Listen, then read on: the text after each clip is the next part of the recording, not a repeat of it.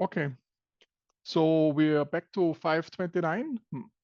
Today we do the one sector model with monetary elements to it, and we will compare the fiscal theory of the price level, monetarism, and Sargent-Wallace.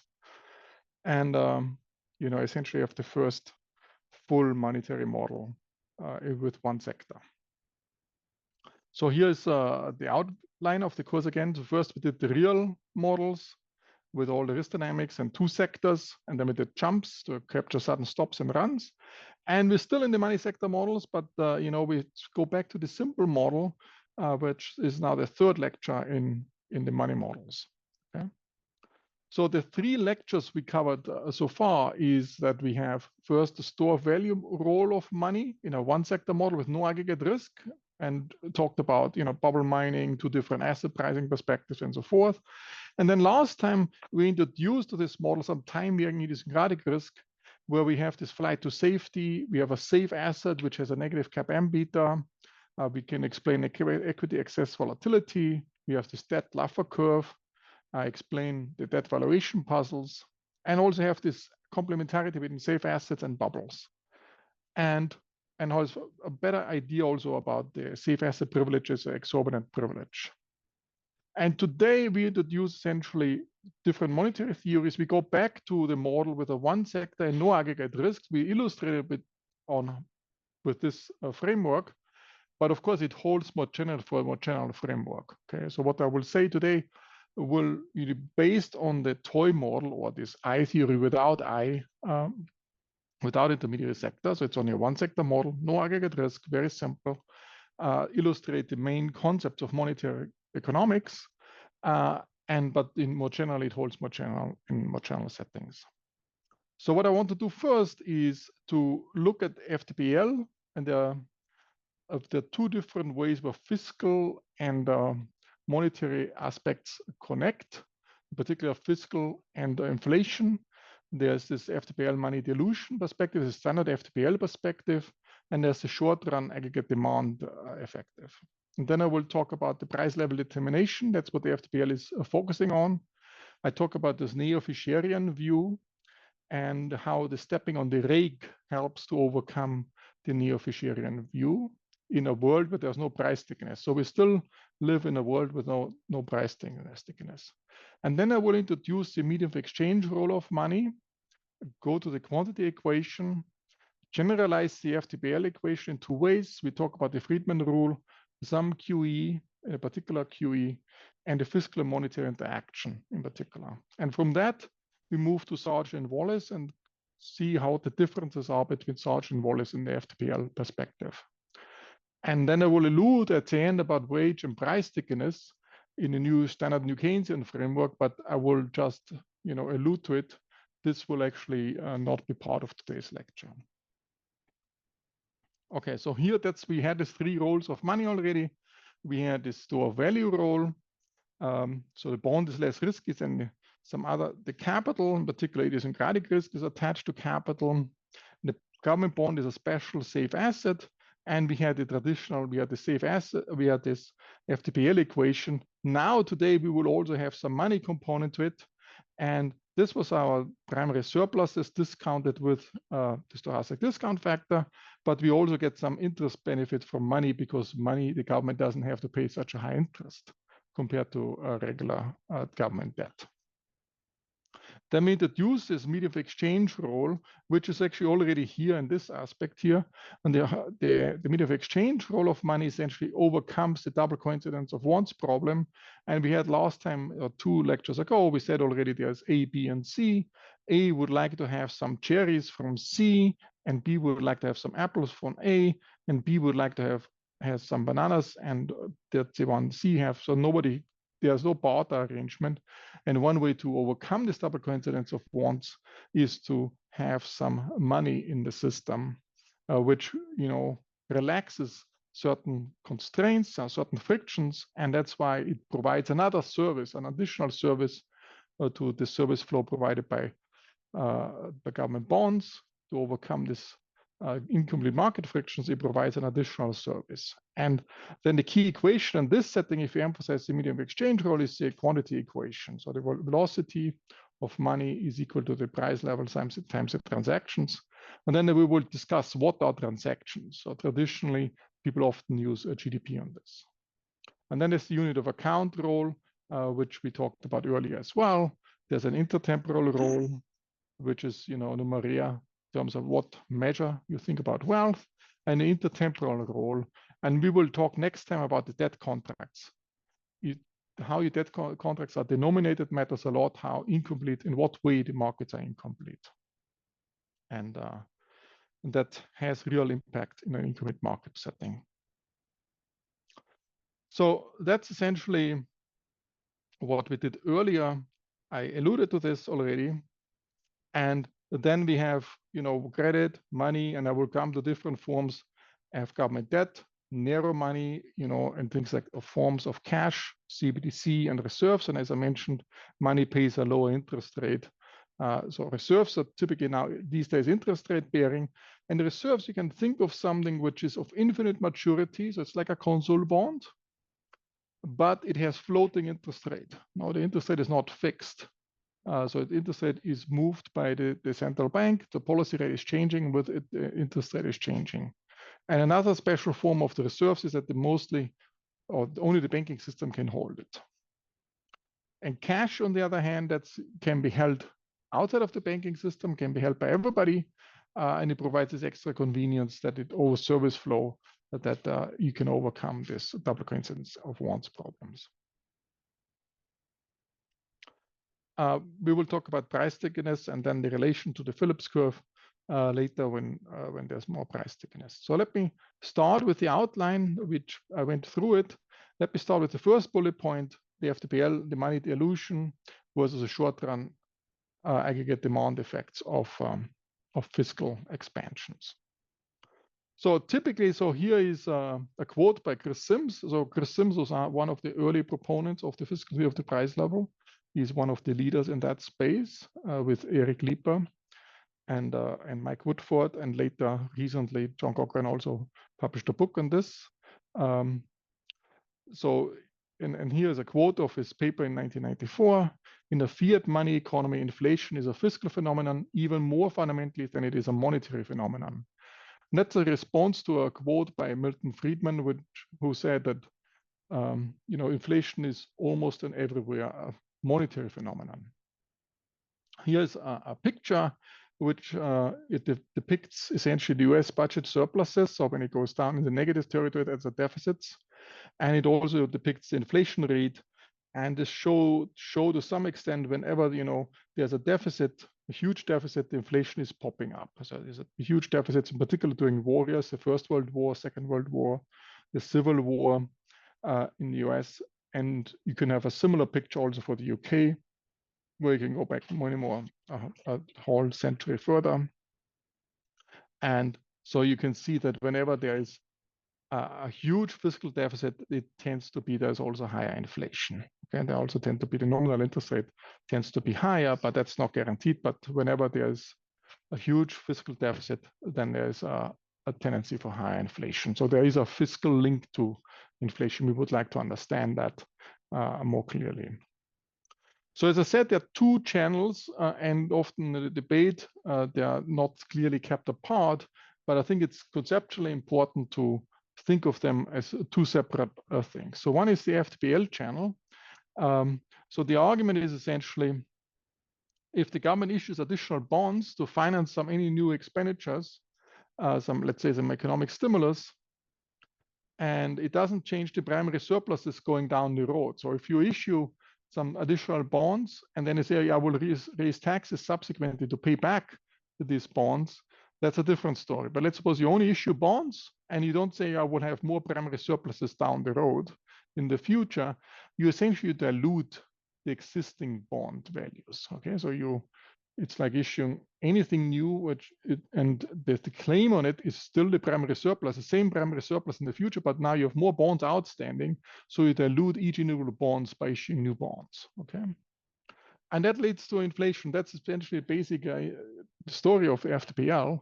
That if you issue new debt, new bonds, and you don't increase the primary surpluses down the road, then it actually leads to some the price level has to adjust. So the real value of each bond is going down because there are more bonds outstanding relative what the primary surpluses are. They stay the same compared to before. So that's one thing where there's a fiscal inflation interaction. The second one is which is often used in New Keynesian models. There's a short-term aggregate demand channel. So issue new bonds and to finance some new fiscal stimulus.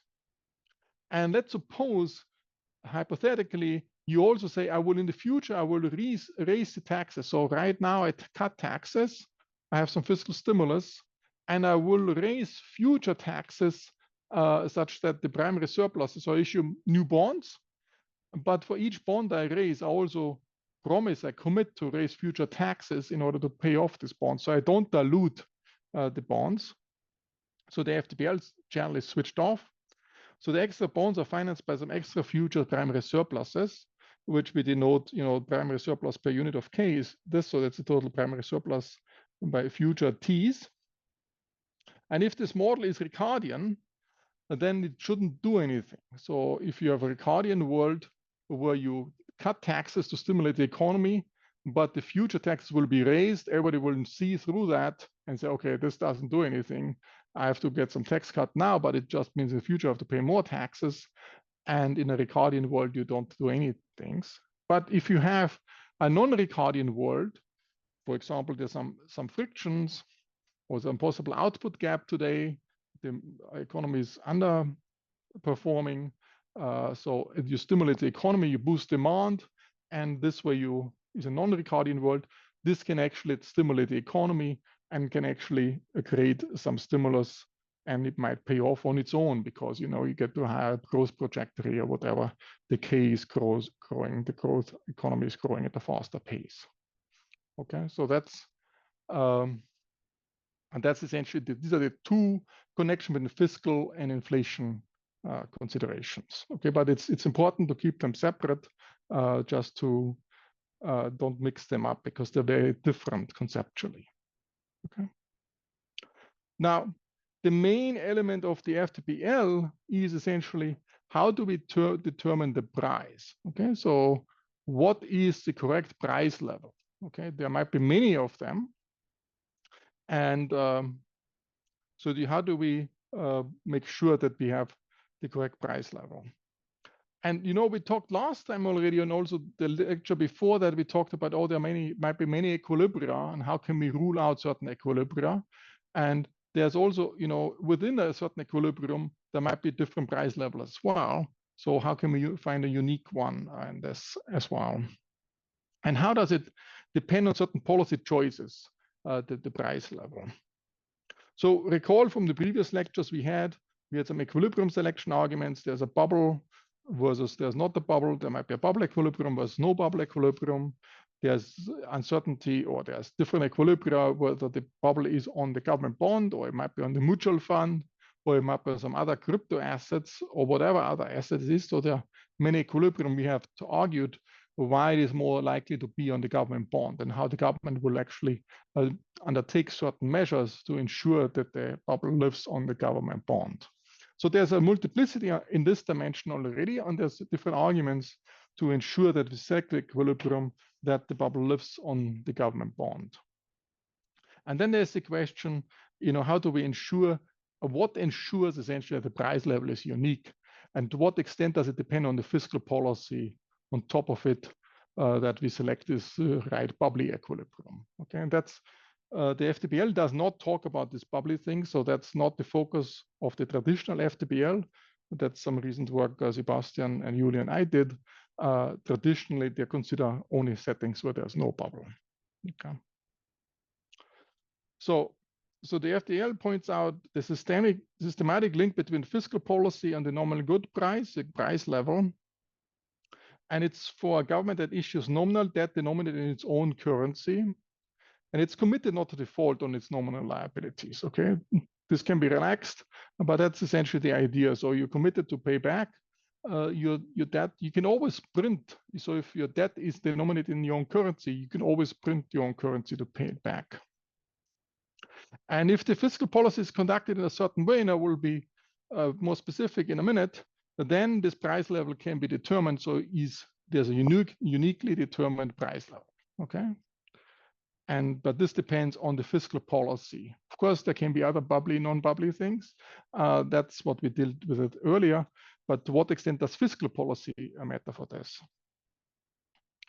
But what's important, I want to get this across, that the FTPL, so in the profession, there are many people who are not big fans of FTPL, but the FTPL is actually in all models hidden in the background.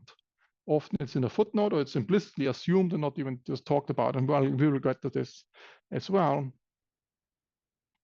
And so that's what we will, will highlight as well. And as I mentioned, in addition, there, of course, there's equilibrium selection between bubbles and not bubbles, and which asset the bubble sits on.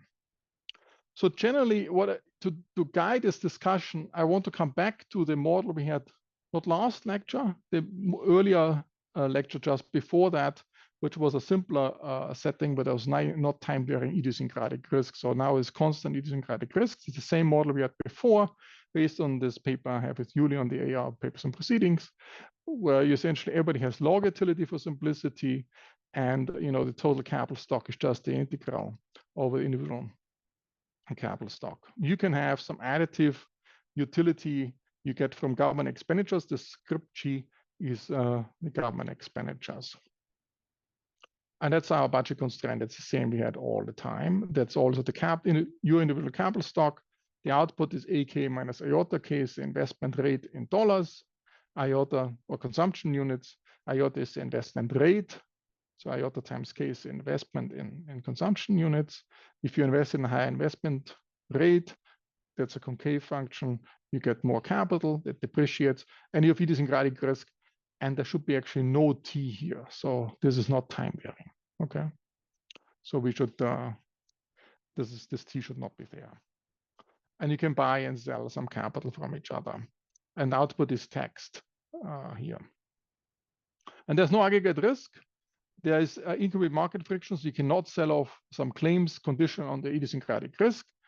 And there's a government, and I will today be more careful about distinguishing between fiscal and monetary authority of a government. Okay, there will be some tag of war between these two entities we have set up to see the interaction between that. And we have the same government budget constraint. There's this, you issue new bonds at a certain speed beyond what you have to pay on interest, and that relaxes, this is like your tax revenue, and G times K is your expenditure, non-interest rate expenditures, and then times P makes it a nominal thing. And we call this S, and we will use this S a lot. That will be the primary surplus per unit of K. So times K is actually primary surplus, little s is the primary surplus per unit of K. Okay, so that's, if you have a deficit, so the taxes are lower, then, so the tax rate tau times A, that's the tax rate per unit of K, minus G is the primary surplus per unit of K. If the taxes are lower, the tax revenue is lower than the expenditures, then you actually have to issue more bonds than you need to pay the interest on the existing bonds. Okay, and we often call this mu check. Okay, but today I will open it up. And you can say, what does the fiscal authority pick? Does the fiscal authority pick the primary surplus by picking tau or G, or does it pick by mu, this mu, the drift? And if it picks S, you can pick, it does not make a big difference. If you pick one, you determine the other one, because by the government budget constraint. But if you pick S, you can remember we had this debt Laffer curve.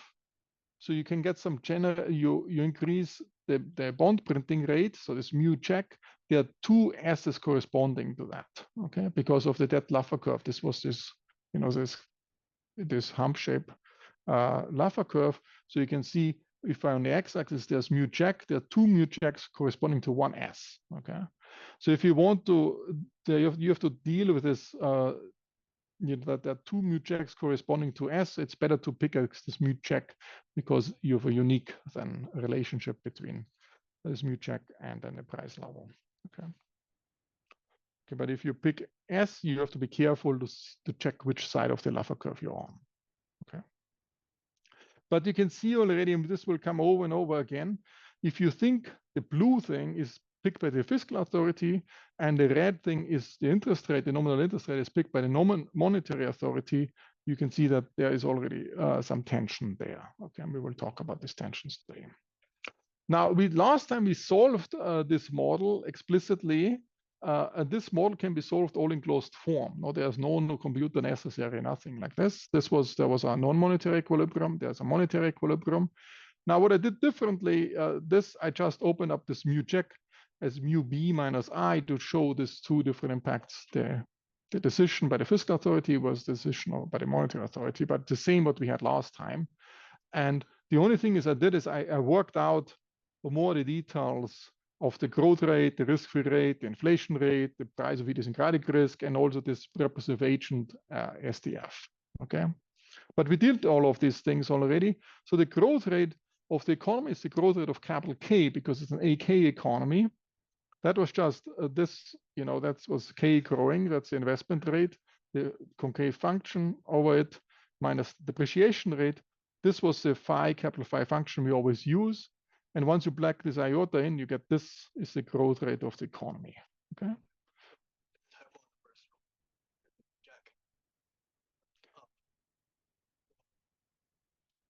Oh yes, this should not be very good. That's not this. There's an additional mu check. The check has to go.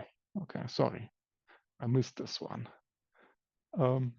So there should be no check here. Good catch. And then what's the risk-free rate? The risk-free rate is given by this expression. So the risk-free rate is just G, the growth rate of the economy, minus mu jack. Okay, again, this was the dilution. So remember, the mu jack was the printing bonds beyond the interest rate you get. That was diluting the value of the bondholders. So if you issue bonds and at the same time you pay interest on the bonds, the real interest rate is actually not suffering from that. So let's suppose it's mu jack. If you just print bonds to pay interest, of course, it will have implications on the inflation. So let's suppose the growth rate of the economy is 3%. I print 5% bonds and I pay a 5% interest. Okay, what's the real interest rate? Anybody? Again, the growth rate is 3%. I print 5% bonds and also pay 5% interest rate. That essentially means that 5% I print, but I pay immediately everything I print, I pay to the bondholders. Okay, so this essentially comes. So what the real interest rate is just the growth rate of the economy. Okay, but if I print bonds at a faster pace than I pay interest, let's say I would pay 10%, bond supply grows by 10%, I only pay 5%, so 5% I dilute the bondholders, so that reduces my real interest rate. Of course, the growth rate of the economy is the other force. Now I have to say the growth rate itself is not exogenous. The growth rate itself also depends on how many bonds I print relative to the interest rate. Why? Because it affects the portfolio choice. If I print a lot of bonds and get a lot of inflation without compensating the bondholders with a high interest rate, then they would tilt the portfolio away from capital towards bonds. And that means the capital price is lower, the investment rate will be lower, the growth rate of the economy will be lower. Okay, so if you print more bonds, holding interest rates constant, the iota rate will be lower, hence the growth rate of the capital stock will be lower, the growth rate of the whole economy will be lower. That again lowers the risk-free rate. Okay. So everything is interconnected, but in a very nice, elegant way. So if you just want the risk-free rate, and explicitly just plug in this growth rate here, and then you have essentially the explicit mathematical formula as a function of mu b. So if the fiscal authority is, let's suppose the monetary authority is just sticking to its interest rate, fiscal authority is printing more bonds, what will happen is that it will dilute, it will push the risk-free rate down, but it also leads to a slightly higher growth rate because people get away from the bond holding into physical capital. So physical capital price goes up. So there's more growth of physical capital. So this goes in the other direction. Okay? Okay, but this is a smaller effect than the initial first order effect. What's about inflation? So inflation essentially is just the nominal interest rate minus the real interest rate. So the real interest rate is just G minus this thing here. So it can plug this in here. And that's just, it will be mu B minus G. Okay. If the government prints more bonds, it dilutes essentially the bond holdings. It creates inflation. So 1-for-1, it creates inflation. But of course, by just printing more bonds, the G is also, so this G, I can again plug in this thing here. So the mu B is also affecting the G. Okay. So it doesn't go 1-for-1.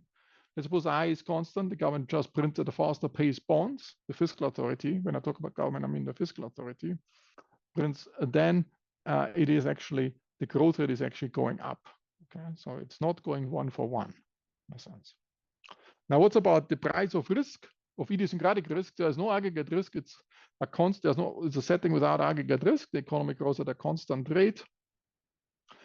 The price of idiosyncratic risk is 1 minus var theta. Remember, var theta was a fraction of wealth in bonds relative to total wealth in the economy times sigma tilde.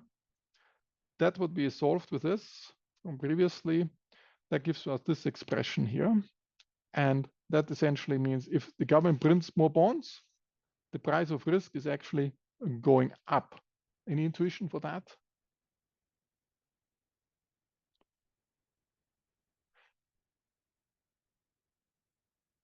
Yes. Well, let me just say it. So if the government prints more bonds, it will be the case that holding bonds there is actually less profitable. You get less on the real interest rate. So what people will do, they will tilt the portfolio towards capital holding. So they hold more idiosyncratic risk because they can't really do this retrading as well. It's taxed by the government by diluting the bonds because the government dilutes the bonds.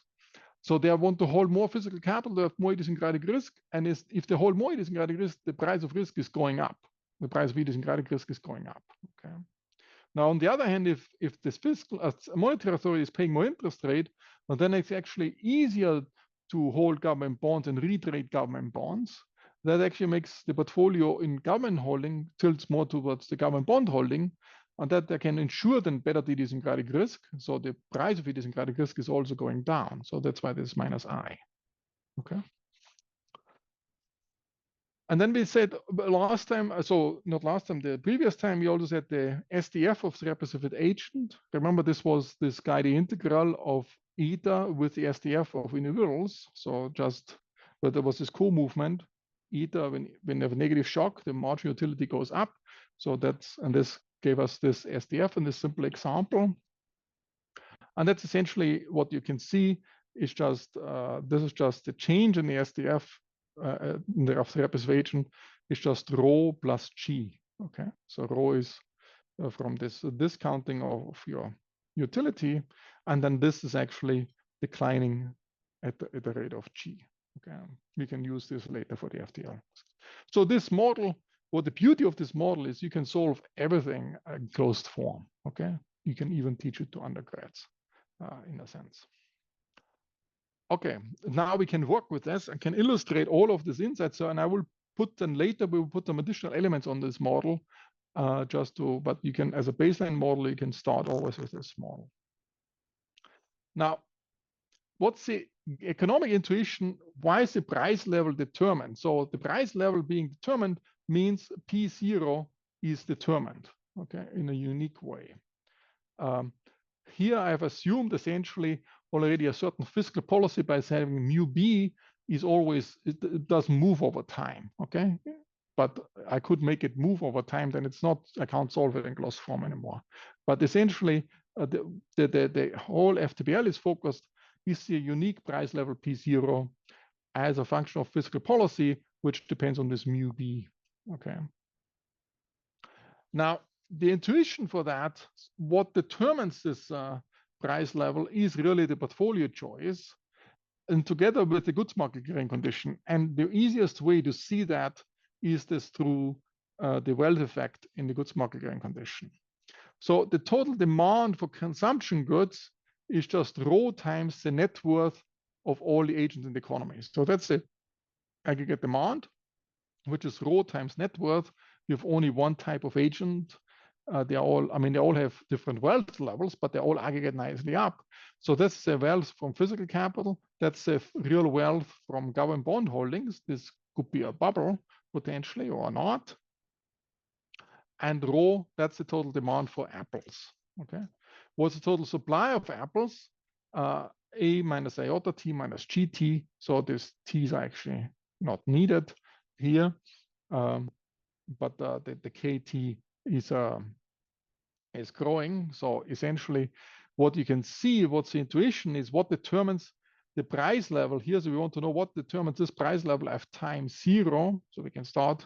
So we start with certain b0. So that's our given state variable. We start a certain number of bonds outstanding at time 0. And then when you issue new bonds, of course, they grow at this mu b. That's given. It's like a state variable. We only have to determine this P0 price level. And that's uniquely determined by this equation by a wealth effect. So if the price level is too high, but then the agents will feel too wealthy, they demand too many apples relative to how many apples I have. Okay.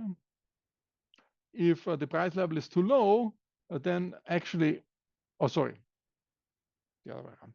If the price level is too high, then the real bond wealth is too low. So they are very poor, they demand less what the output is, the supply is, and hence it can't be an equilibrium.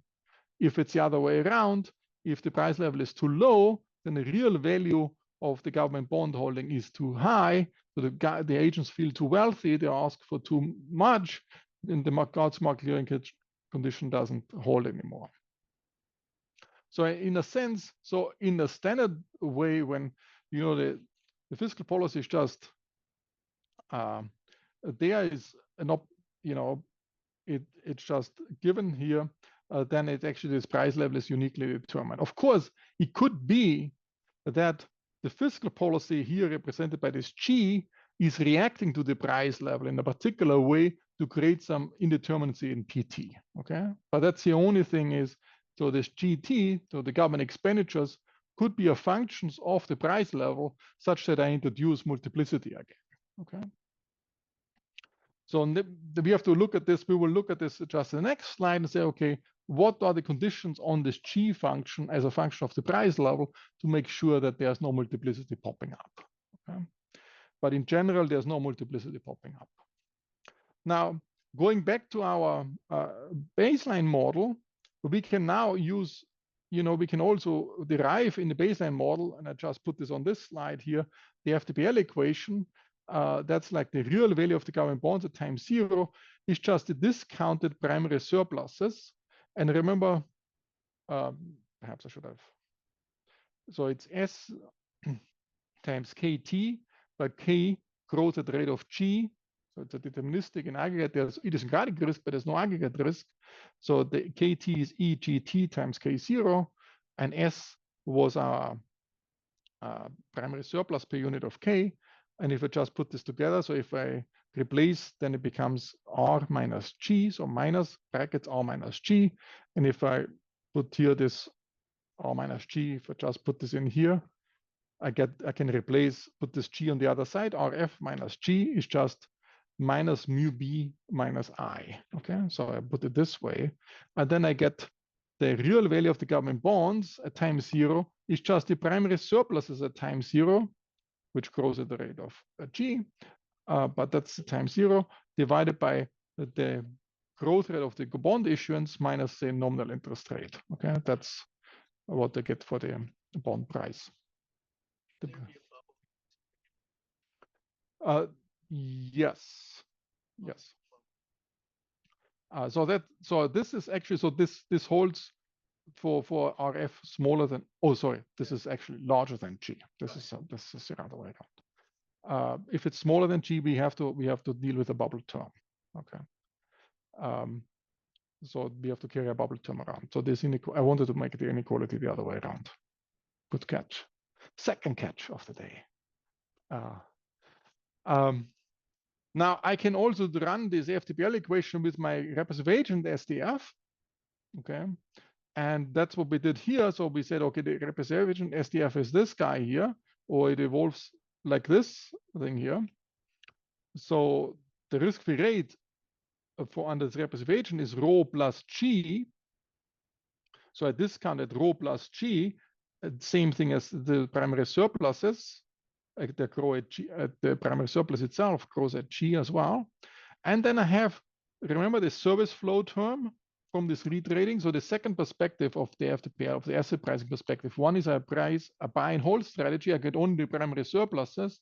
The other one is I price the buying and the selling of the assets. Now I individually buy a bond, and if I have a negative shock, I sell the bond. If I have a positive shock, I buy the bond, and I want to price the cash flow I get from this buying and selling on top of the what I get from simply holding it for this particular period. So this was our asset pricing formula from this pricing, this equilibrium cash flow from this buying and selling. So with this expression here, and I use the SDF for the representative agent. And if I put here, there's a little bit of algebra involved. I did it this morning, but you can do it at home as well. You plug it in, everything, and then I get this expression here. Okay. Now, of course, I can still solve this for this B0. I can combine this on the other side and then end up similar things to this term. But that's essentially, this is my present value of the primary surpluses. That's my present value of the discounted service flows. Okay, these are the cash flows, the primary surpluses, and this is the service flow, the present value of both of them. And you could see that if mu b minus I is showing up here, so in this direction. So let me see whether I made a mistake here. If you print on the fast, I might have made a sign mistake here. Did you check this? Because typically when you print bonds at a faster pace, there should be a less service flow. Okay. Because you dilute the bond and people don't trade so much. I have to check this again. Homework, check this this particular formula. Okay. So going back, so these are two FTPL equations you can solve for, but in general, the price level is uniquely determined. In particular, in the setting we look at where the primary surpluses S are not dependent on the price level, but you could have fiscal policy where the primary surplus is dependent on the price level. Okay, and so that's often referred to as passive fiscal policies. That's Eric Lieber language. So he distinguished between active fiscal policy and passive fiscal policy. Active, so it's a little bit difficult to understand this labeling, this terminology, but essentially by active fiscal policy means the fiscal authority pursues its own goals and does not strongly react to the price level changes. Okay, so it has its own goals. That's what it means, active fiscal policy. And typically that's what we said, okay, here, the own goal here was S is just constant. It wants to do, and what the price level does, it does not react to it. Okay, that's what's referred to as active by using Lieber language. We will go to the Woodford language later on, which is closely related to that. And then one form of active fiscal policy is it includes off-equilibrium fiscal policies where you rule out possible equilibria. Remember, we had this ruling out the decaying bubbles. Okay, you can view this also as an active fiscal policy. Okay, and this leads to uniqueness. So all of this contributes to uniqueness. Now, what's important is to show you what's a passive fiscal policy. And passive fiscal policy, the government is, or the fiscal authority is not pursuing its own goal. It's more pursuing a goal to react to the price level. Okay, so if the price level were to change, it will react in fiscal measures to that. That's in terms, it could be called passive, but it could also be, sometimes you might think of, it's actually actively intervening in the price level, but it's passive. It's labeled passive this way. And one example is that if, for example, the price level rises, then the real debt declines, and the fiscal reaction justifies this lower primary surpluses. So you have a price level increase, the real debt declines, and the fiscal authority then reacts in such a way that actually future primary surpluses also decline. Okay. So let me say this again. So here's just an example here. So the primary surplus is just a function of the price level. Remember, this var theta is just, that's the value of the government bonds relative to total wealth. So it's just the price level is baked into that. So for example, if the price level goes down, or if the price level goes up by 10%, okay, that would mean the real debt value would go down by 10%. Okay. Now you could say, oh, now the fiscal authority reacts in such a way that it will lower actually primary surpluses in the going forward also by 10%. Okay, so you can then sustain any equilibrium. Okay, or any price level. So if the fiscal policy reacts this way, you can sustain any price level. Okay. Now,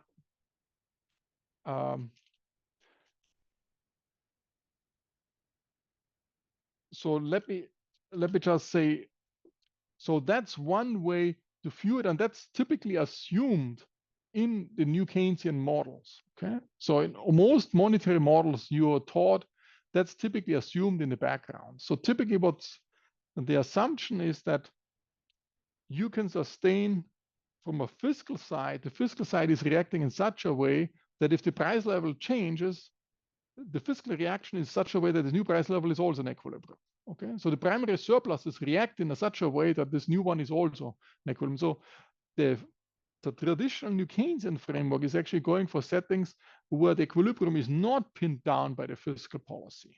Okay, so the fiscal policy is actually reacting in such a way that many price levels are possible. And then monetary policy is picking the equilibrium.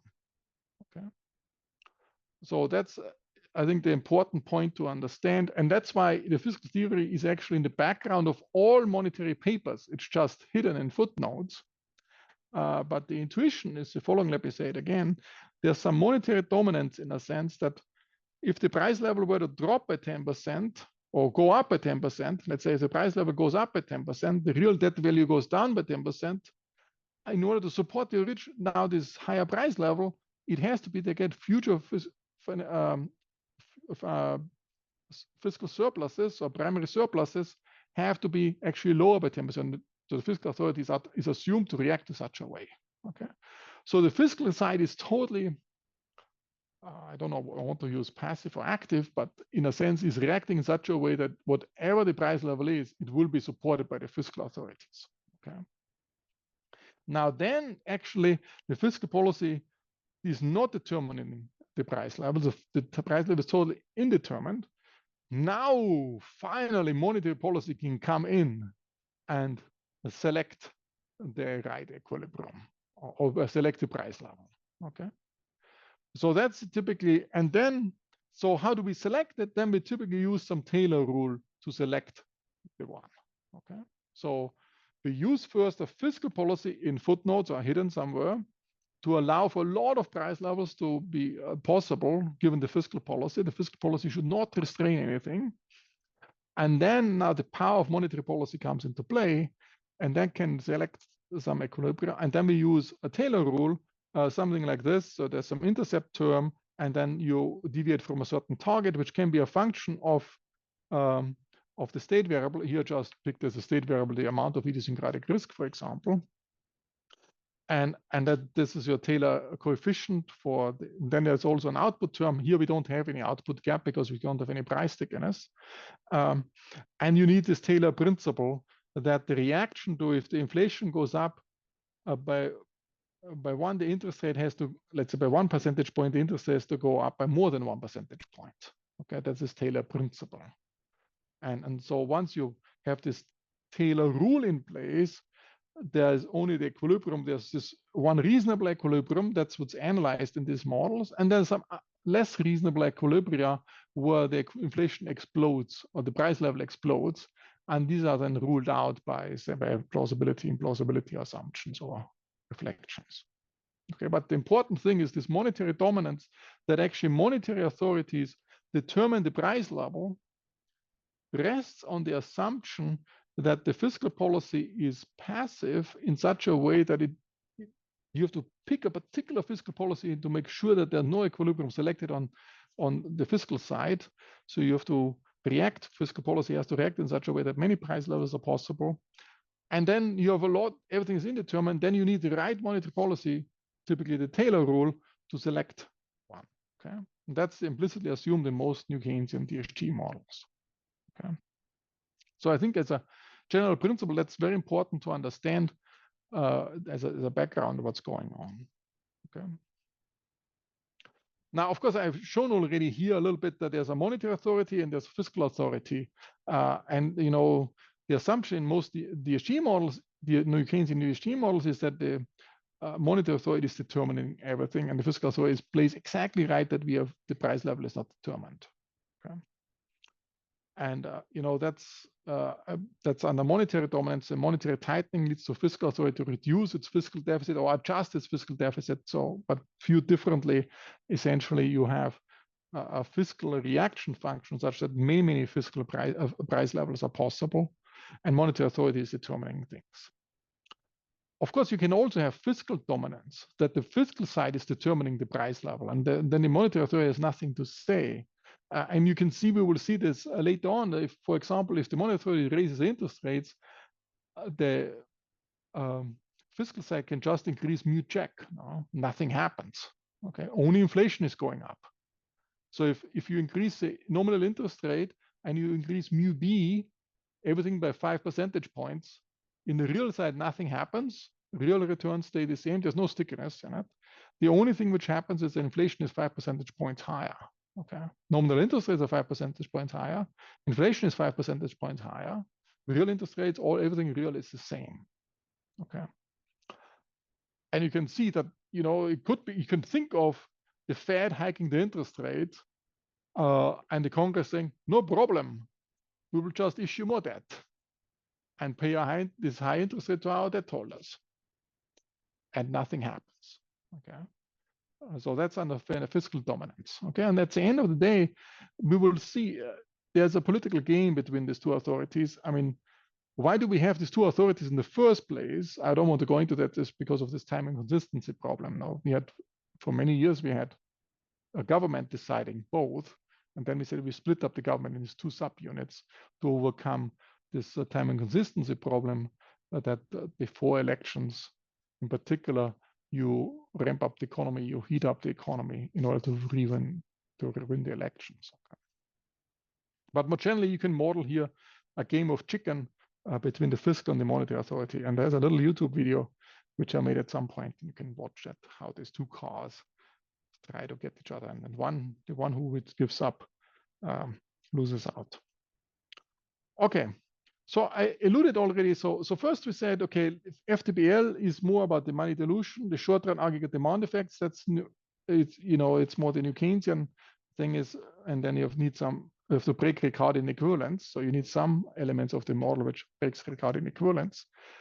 And then we talk now about the price level determination. Ease comes from portfolio choice and the wealth effect that determines. It can be undone if the fiscal policy reacts in such a way to allow for many price levels. Okay, so there's multiplicity because of these bubbles and no bubble and decaying bubbles. That's what we did earlier. And there's also multiplicity based on the fiscal rule, the reaction. Okay. Now, are you Fisherian? Who is Fisherian in this room? Or neo-Fisherian? Who is not neo-Fisherian? Only one is not neo-Fisherian. Everybody else is undecided.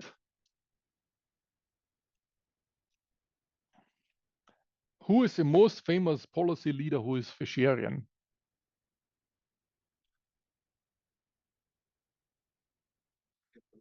Erdogan, exactly. So Erdogan is the most famous Fisherian policymaker. He fired, I don't know, 5 central bankers who were not Fisherian, but he fired them all in order to push his Fisherian policies through. So Fisherian is essentially comes from the Fisher equation. Okay, Ivan Fisher. You should read his book. The nominal interest rate is the real interest rate plus the inflation. But the question is, so the idea when you talk to Erdogan until recently, now he appointed a central banker who is a former Princeton PhD. Now they changed the policy. But the idea is essentially, he says, here, look at this equation. I mean, he doesn't use in speech the same language, but I just translate it to you guys in math. You look at this equation. If I lower interest rate, I lower the inflation. And that's how it works. I have too high inflation, I lower the interest rate, and by lowering the interest rate, I lower the inflation. And if I want to increase the inflation, I have to increase the interest rate, holding the risk-free rate as fixed. Okay. And so that's what Erdogan says. And that's also going on in most of these models. So there's no price stickiness. But price stickiness just smooths things out. It makes things, adjustment sluggish. And let's just look at this. So if you have an unexpected permanent increase in interest rate, let's suppose we have a 2% interest rate and then we move to 3% interest rate. And at time zero, you make this change. Okay. So there are two options. There's a pure monetary policy. We keep essentially the mu check constant. Okay. So what it means is that, let's suppose we increase interest rate from 2 to 3%, but the government is also increasing its bond printing, let's say from 5 to 6%. Okay. And so the increase in inflation is just 1 for 1. You increase the interest rate by 100 basis points, the inflation is increasing by 100 basis points. So it's neo-Fischerian, or it's sometimes also referred to as super neutrality of money. You heard about that? What's neutrality of money? If I double the money supply, all price levels half, that's just a level shifter, but here it's about the growth rate. Then it refers to super neutrality. Okay. So that's, but there's, most models or the most natural outcome is essentially a Fischerian outcome, okay, in the models. And you have to work to switch off the Fischerian outcome. Okay. Now, that was the first policy. It was just pure monetary policy. Essentially, it means the central bank is hiking the interest rate, and the fiscal authority says, okay, we also, if you hike the interest rates by 1 percentage point, you also print bonds at a faster pace by 1 percentage point. Okay. And another one would be a reacting fiscal policy, where the fiscal policy is not reacting at all. Okay. So they were printing bonds at a certain pace beforehand, and now the interest rate is going high, so mu check is actually going down. Okay. Now the real economy is changing.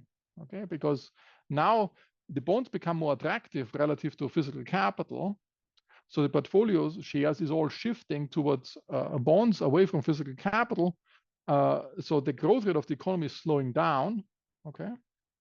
And the real interest rate is going this way. Okay, so that decreases. So there is, due to the growth effect, the inflation decreases slightly. Okay. Okay, so there's still, the Fischerian effect is still there, but there's an offsetting effect from the growth thing. Okay. Because now by hiking the interest rate, like in the things, I hike the interest rate by 100 basis points, inflation goes up by 100 basis points. But now it will be the case that the growth rate will react to that. And that moves in the opposite direction. Okay, but it's a smaller effect. And we talked about this effect already before. Right?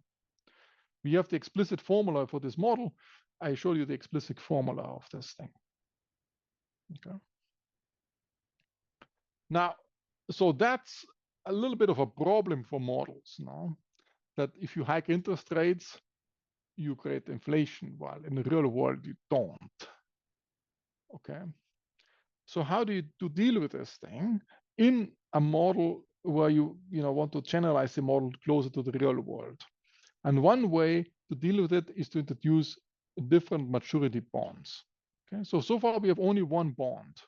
Okay, so think of a bond which is like reserves. It's a console bond. You can issue new ones, but you just change the policy rate on the console bond. So it's like a reserves. Or you can also think equivalently, as I said earlier in the previous lecture, you can think of short-term bonds, and they're always just one instant bonds or one period bonds. And you issue always new ones. You issue new ones, pay all the. This is equivalent. There's no rollover risk in this setting. Okay. Okay.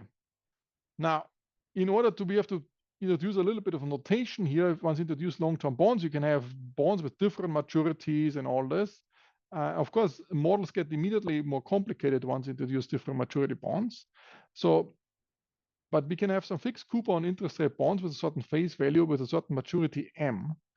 And typically what you do in this type of models, you have some bonds which mature at a random time. Okay, why is that? If you want to model with different, there's a 10-year bond, a 30-year bond, there's a 5-year bond. As you walk through time, you have to keep track of all these different vintage bonds. Now, that's very difficult. But if you issue a bond with a certain arrival rate of maturity, so they're all essentially the same. Okay, so you assume there's some bonds outstanding, they have a certain arrival rate of being matured, and it doesn't matter. So if it doesn't mature accidentally now, it will be the same bond for the next period. Okay, so let's suppose you have a bond which matures in each period with 20% probability. That's one example. And then if it doesn't mature, the next period also matures with 20% probability. So it doesn't really matter how old the bond is. So you can forget the vintage or the age of the bonds. Otherwise, you have to keep track of the age of these things all the time. Okay. So the nominal value of the bond, of all bonds outstanding at a certain maturity, so if a certain maturity M, so M is the arrival rate, the arrival rate is 1 over M. Okay, so this is like a Poisson exponentially distributed things. So nominal price of the bond is the P superscript script B I M. Okay, so that's the interest rate and the maturity. Okay? And the maturity has this random maturity structure to it. And of course, the normal value of all bonds outstanding of a certain maturity is given by this. So I can sum them up or multiply them up at a certain maturity M. And then I can also, across maturities, I can sum them up. Okay. So there are special bonds. There's a bond which has a maturity of 0. That's like the reserves have a special maturity of 0. They just become due in next instant. So interest rate is constantly moving. And that's why I can denote this as money later on, or reserves. Or if a console bond where the interest rate is not changing at all, it just matures until infinity. Okay. And the interest rate is fixed. So that's like maturity of infinity. You don't think of rolling over. This I have to roll over all the time. But this I don't have to roll over at all. Okay. And interest rate is fixed. Now, so the big problem was essentially the Fisherian outcome, that when I hike interest rates, inflation is going up. When a low interest rate, inflation is going down. And that seems counterintuitive. That's going not on. And Turkey has learned it over now after some years of experimenting. So it's really experimented upon. So it's not pure theory. Now, so one way to resolve this is Chris Sims popping up again, stepping on the rake paper. That's a famous paper where he has these bond revaluation effects going on. I mean, so now let's assume, so I just want to give you the intuition, we have an unexpected increase in the short-term interest rate at time 0 forever, permanently. Okay, so we have an interest rate of 2%, now it moves to 3%. And so we do again the pure monetary policy, so keep the ST constant. And so the option 1 is pure monetary policy. So we keep the primary surpluses constant, the debt growth increases, and the var theta is constant, and so is QB. So that's also if this primary surpluses are constant per unit of K and QP is constant, of course this ratio is constant as well. Remember, this mu B was minus this ratio here. Okay. So at the impact, what will happen is that any long-term bond, if you hike interest rates, will decrease in value. Okay. So you hike the interest rate on newly issued bonds, but the old bond, which still carries the low interest rate, is decreasing in value. Okay. So this declines. So did I make a mistake here? The price level has to jump down.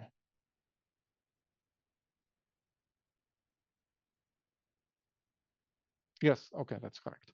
So if you look at the FTBL equation, all the discounted primary surpluses stay the same. And now on the left-hand side, I have B over P. B is going down. In order to satisfy this equation again, P, the price level, has to go down too. Okay. So that's what you see here. So let's suppose we have a constant price level at time 0. It is the case that now we have an interest rate increase, and let's suppose everything else stays constant. The option pure monetary policy, and so nothing changes on the right-hand side of the FTL equation. Okay, so B is higher, then P has to be higher too. So the price level has to drop off here, and then from then onwards, everything grows at the same rate. Okay. Now, if I translate this in inflation, which is just a change in the price level, I have no inflation here. It's a flat thing here. Let's say it's zero inflation.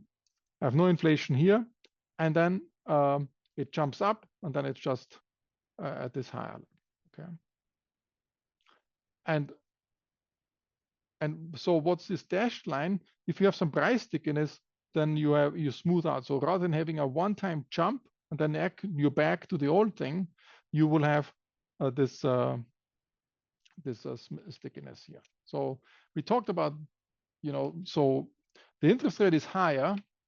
So it is the case that, there's this underlying long-run force. The Fisherian force is still coming back, but there's a temporary force which pushes in the other direction. Okay. So if I look at the inflation numbers here, I increase the interest rate.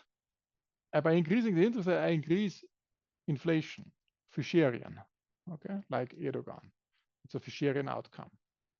But because it devalues the existing outstanding bonds, the Bs are going down, the price level has to go down too, and has to jump down.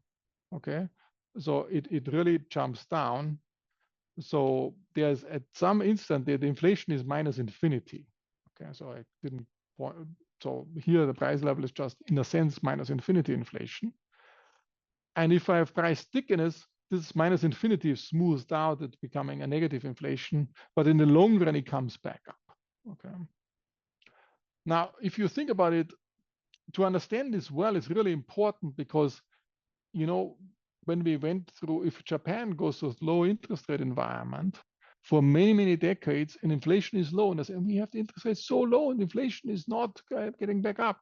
That's very Fisherian, it's very consistent with a Fisherian perspective. Okay. But nevertheless, whenever we cut interest rates, or in this example, whenever we hike interest rates, it first brings inflation down, okay, because of this bond revaluation effect or the stepping on the rake.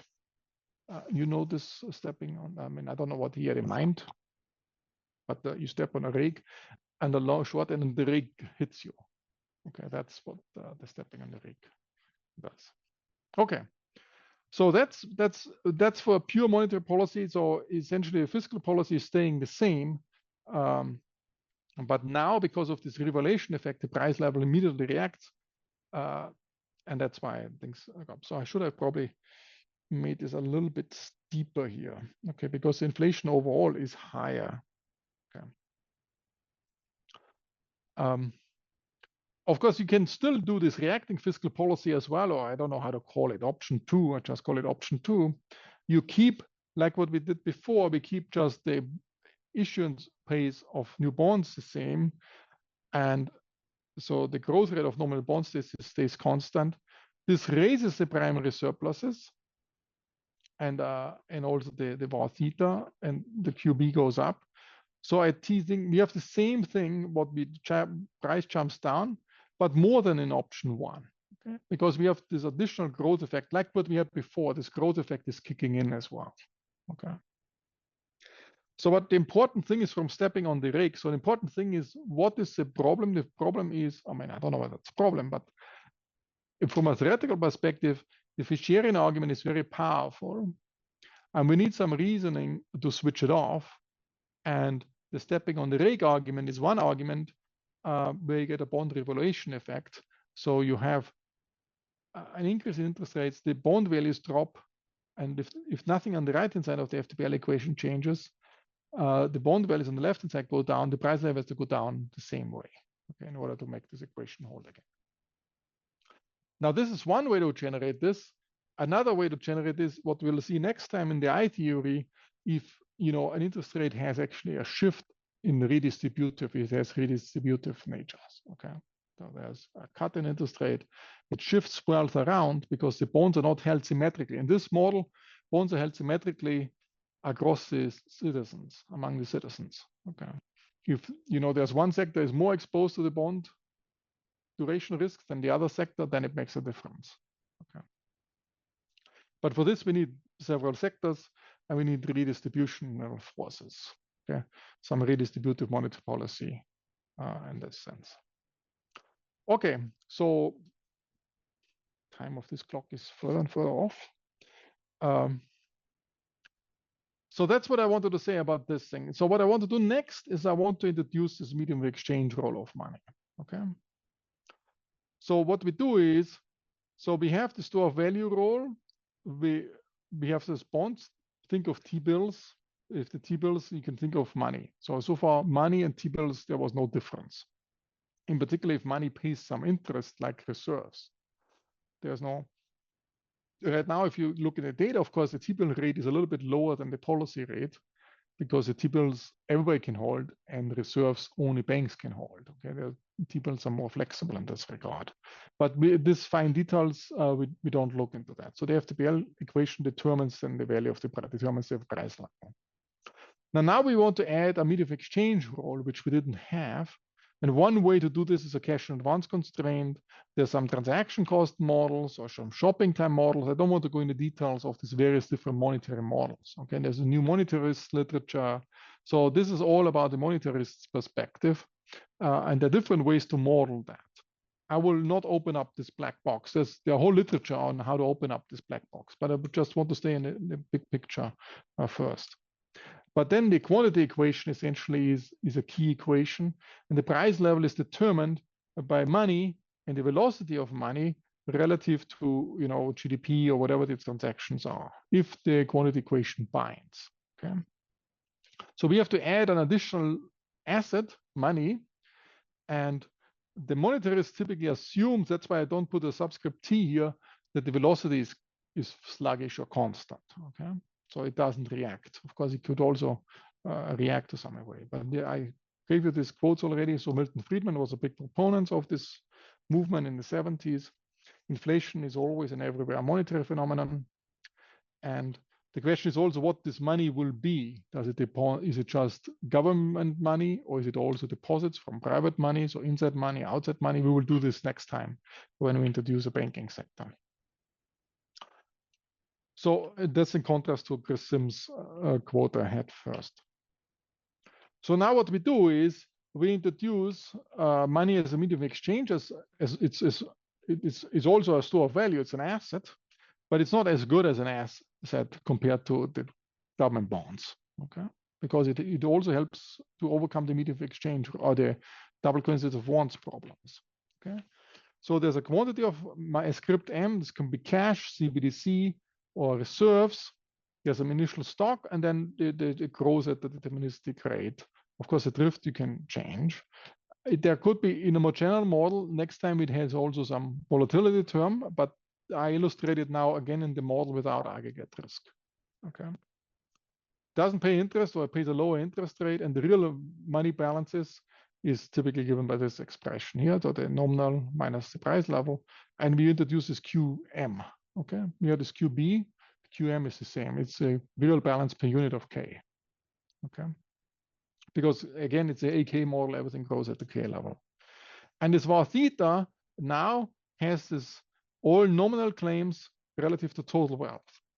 Okay, and var theta M is essentially the fraction of the nominal wealth, which is money wealth. Var theta B is the fraction of wealth, which is bond wealth. Okay. And if you want to know what is the fraction, what is the fraction of money relative to total wealth, you have to multiply this guy with this guy. Okay. It will turn out in bigger models, which we will not cover in this lecture, that defining it in this way, these shares, turns out to be more elegant. Okay. That's just a notation. So, and if you want to what's the fraction of bond wealth relative to total wealth, it's just var theta T times var theta B. And so the assumption is, so if you look at the government budget constraint, now the monetary authority is controlling the interest rate, policy rate. So not the interest rate you promised on the long-term bonds. Now, earlier, these were written down in the face value of the bond, but the policy rate, it goes up and down. But it also controls the growth rate of the money supply. Okay? But the fiscal authority is controlling the growth rate of the bond supply. Okay, and that's now a thing. There's a new term, which is the seigniorage term. You might create some seigniorage per unit of K from issuing money. Okay. So that's the primary surplus. Remember, this was tau A minus G script G, but I just stick with S now because we don't need to look under the hood on this. So this is the bond issuance beyond what you pay on the interest, and that's your primary surplus. And there's of course also some extra seigniorage now from money issuance. That's a new element. Okay. Now the question is, if you introduce this thing, what is this quantity equation? Okay. I think it goes back to Copernicus or even earlier, who invented the quantity equation. This is not an invention of Milton Friedman or any monetarist. It goes way back. But there are also some conferences of monetarists, is still in Constance in Germany. They have a whole flag with this equation on there. So when the conference starts, there's always a special dedication to this equation. So this equation is for many people holy. But the question is, what is this transaction? And so, and how sticky is this velocity, or is it totally exogenous? Okay. And again, this equation, the background might always hold, but the velocity might just react, so it doesn't do much. Okay. But for monetarists, this nu, I call it nu, this velocity is roughly constant. But then the question is, what are the transactions? Does it involve all the consumption goods? Does it also involve investment goods or whatever? So does it? So here, for example, there's some consumption. It could include consumption. It could include new investments. So if I build new machines, so I take some consumption goods and make new machines, for this transaction is a double coincidence of wants thing? Or does it include the buying and selling of physical goods? Or does it include also when I buy financial claims? So I buy one financial claim over the other financial claim. Do I have to first have some cash to pay? I buy some IBM shares and I want to sell some other shares or do something. Do I need some money beforehand or not for these transactions? Seems reasonable. And if you look at this number of transactions, the consumption transactions are rather small compared to all the financial transactions. Okay. So, but the literature, and I just follow here, the literature focuses, it is mostly GDP, which measures the transactions. Okay. So if you look at differences over time, you might say, okay, GDP is growing the same way as the financial transactions over time, which is not true either. But that's a proxy the literature is making. Okay. But there's some debate. I mean, if you go under the hood a little bit, what should be the right transactions be? Okay, but of course you can assume for certain transaction, the velocity is transaction dependent. So if you, for example, make financial transaction, the velocity is infinitely fast. So this nu is infinite, but then it doesn't bind anything. It doesn't restrict anything. Okay, and that's implicitly also when you buy machines, it's infinite. But if you buy apples to consume, it is not. Okay, that's so that's the thing. So that will be so there's some things you can. So here's the cash in advance, the transactions. That's just moving the price level on the other side. So this is my real balances here, and I can, let's say the transaction is just the consumption for each individual guy. The consumption has to be smaller. That's like a cash in advance constraint. So the different ways to model this. So the simplest way is to have a cash in advance constraint. You have to have first the cash, and then you can buy some consumption goods. Okay. If you get so everybody has to have this cash in advance in order to make some purchase, and this creates a demand for money. Okay. And then you can rewrite this. So this is consumption, and I can rewrite this. This is my portfolio choice. So I should probably, for all J's, so these are assets J with a part of the money. Okay, so this could be my checking account, it could be my cash, it could be all these things. Okay, that's a bit more generally. Here we will only have one asset called money. Okay, so we don't have the summation sign to worry about. And then times the net worth, that's the total holding of money, times the velocity has to be smaller than the consumption you have here. So this is one, the cash advance. That's what I will play around with today. Of course, there's the shopping time models where you consume and you also have some leisure. So your consumption good consists of consuming some materialistic stuff and some leisure. And if you hold less money, you have to run to the bank and you have to forego some leisure. And that's one alternative way to model.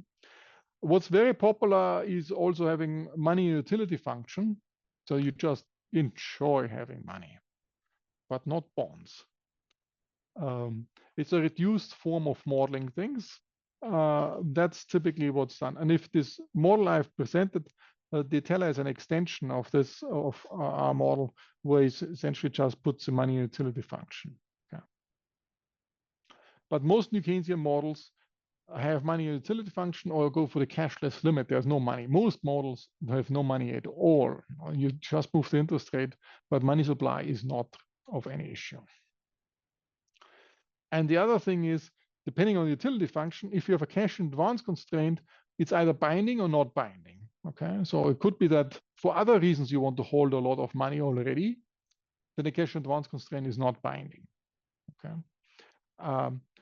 and for utility function, it depends what for utility you assume. You can of course have a quadratic, then you also have a saturation point, but it depends very much what utility function you assume.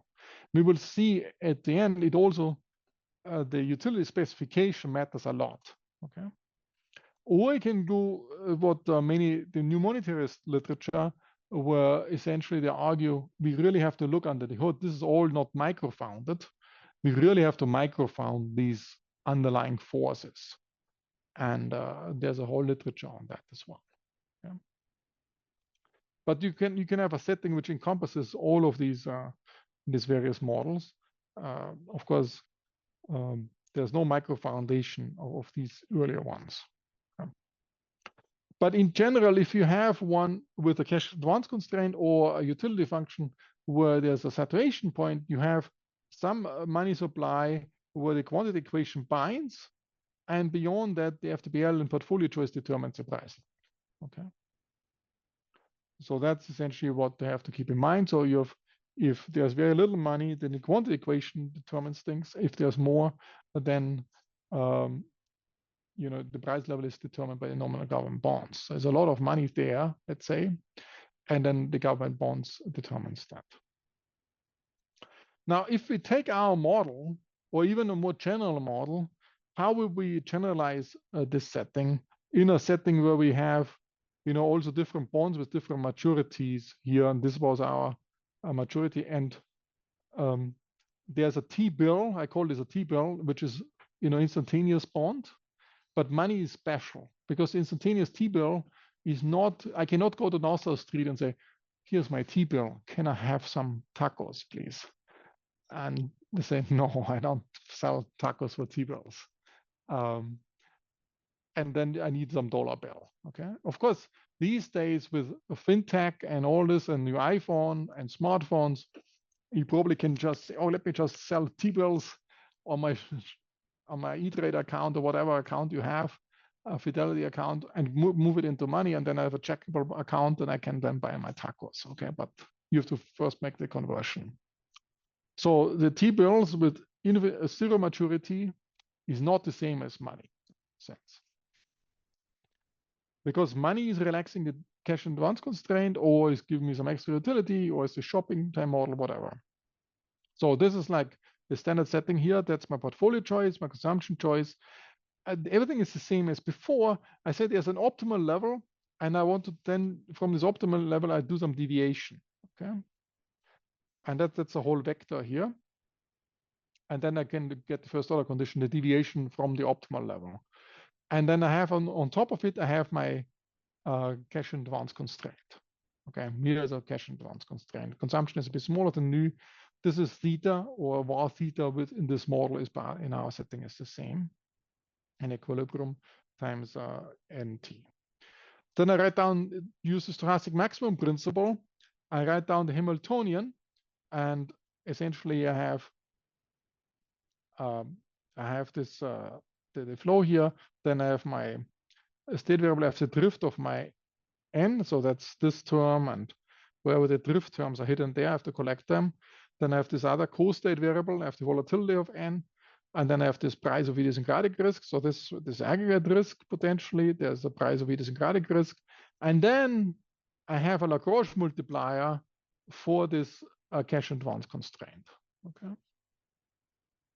And then I do my first order conditions, and what I have essentially this Lagrange multiplier from the cash advance constraint is showing up in my U prime, and it's also showing up in the return differential between my equilibrium net worth return and my money return. Remember, we can always do assets. We did this trick last time.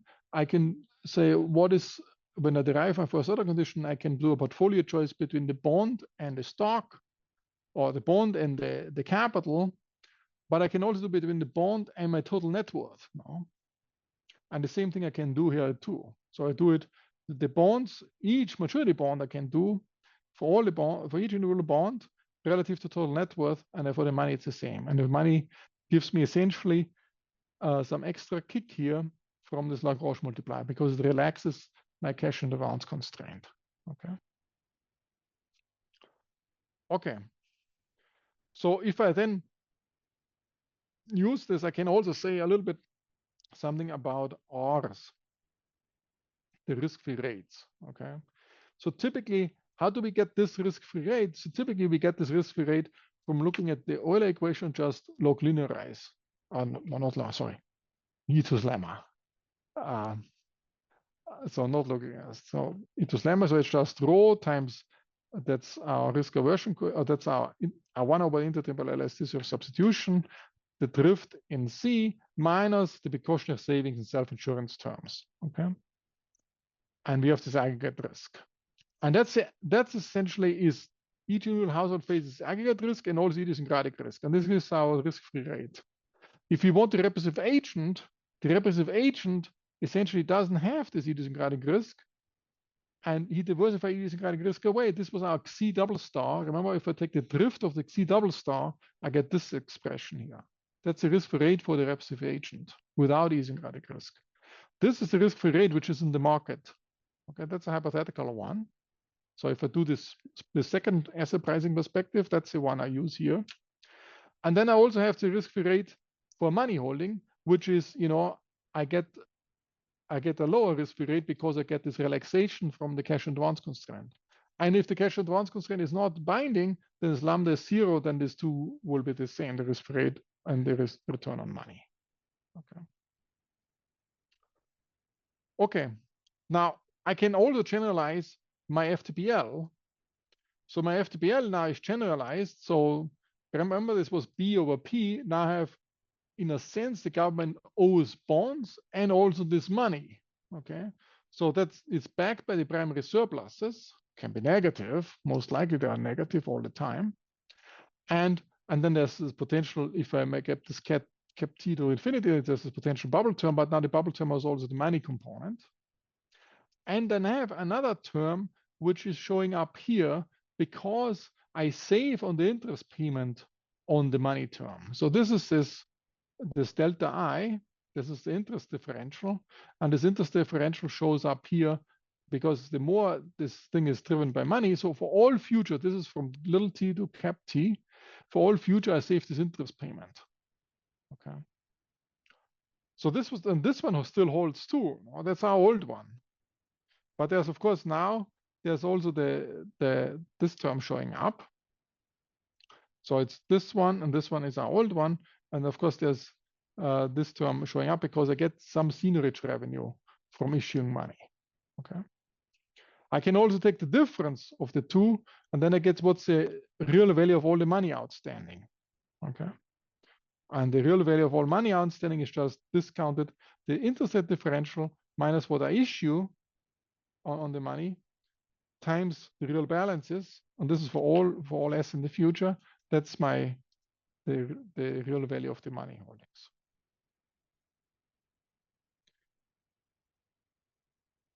Okay.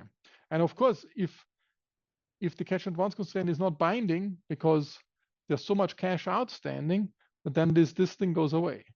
Okay. Have you heard about, so this is just as a background. So we have introduced now money. We added the cash advance constraint or some other, medium of exchange role of money. And then we have to generalize our framework. Now we have not only government bonds, safe asset, potentially government bond, safe asset might be bubbly.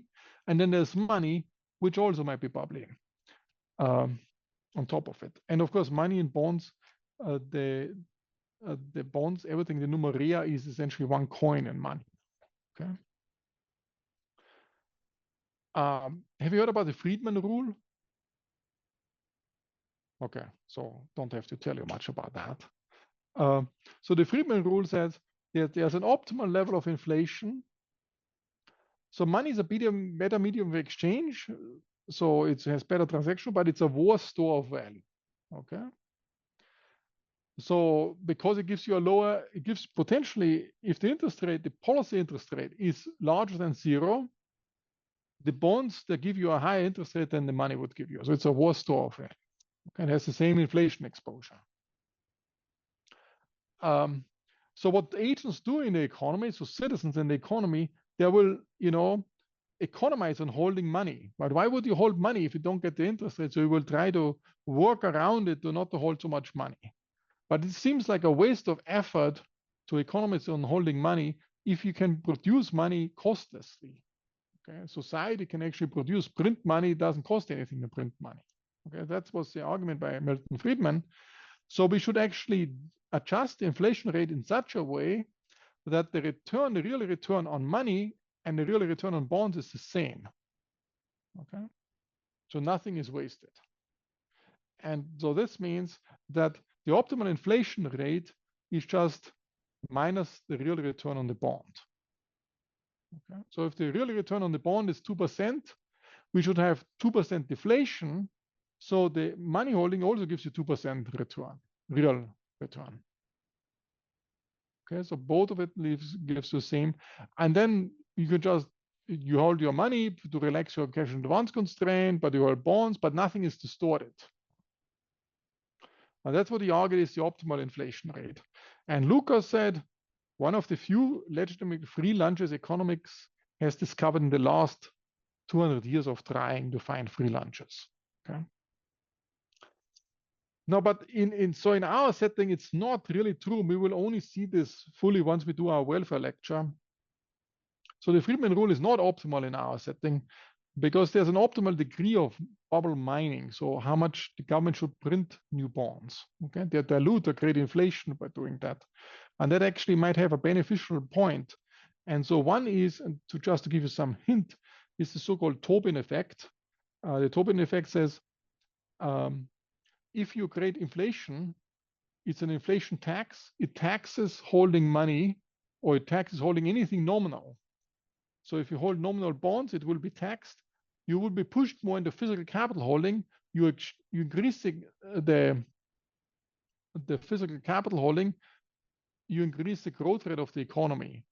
And each individual guy is not taking this into account. There's a pecuniary externality. So we will see this later. So if you have more inflation, I push all of you in your portfolio more to physical capital out of bonds. Okay?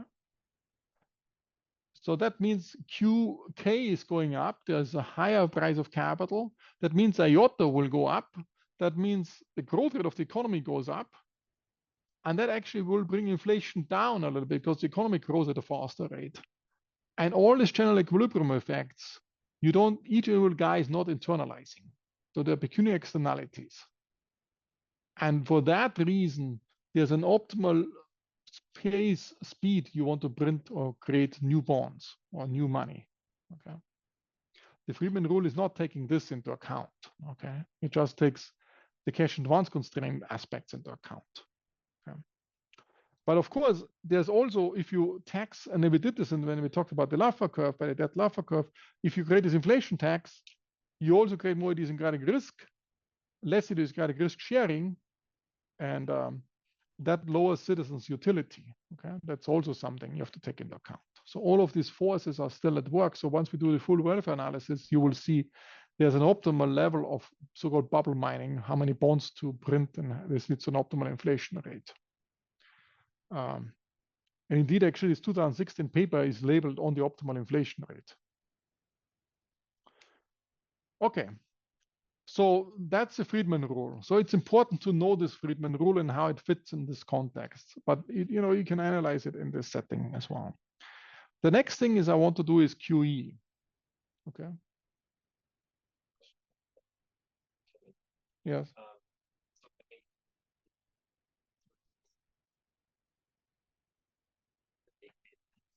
Yes. Yes. Yes.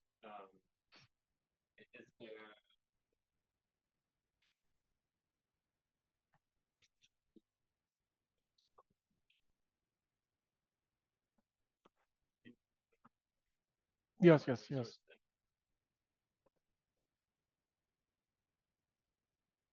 Yeah. So your question essentially is there might be a Tobin effect, but there might be diminishing marginal returns on this Tobin effect. And that's perfectly true here in this model as well, because initially you push people more into physical capital, and then this leads to higher price of capital, leads to higher iota and all this. But the concavity of the phi function that becomes from the concavity of the phi function, you get the decreasing returns on that. And that leads to there's an optimal level how much you want to do. But the inefficiency comes actually from this general equilibrium pecuniary externality, because everybody's totally ignoring these general equilibrium effects, and the central bank should not. That's what Tobin brought forward. Not in this formal. It's a less formally argued, but essentially intuition goes back to Tobin. There's actually many things when you study things said, oh my God, Tobin said it already.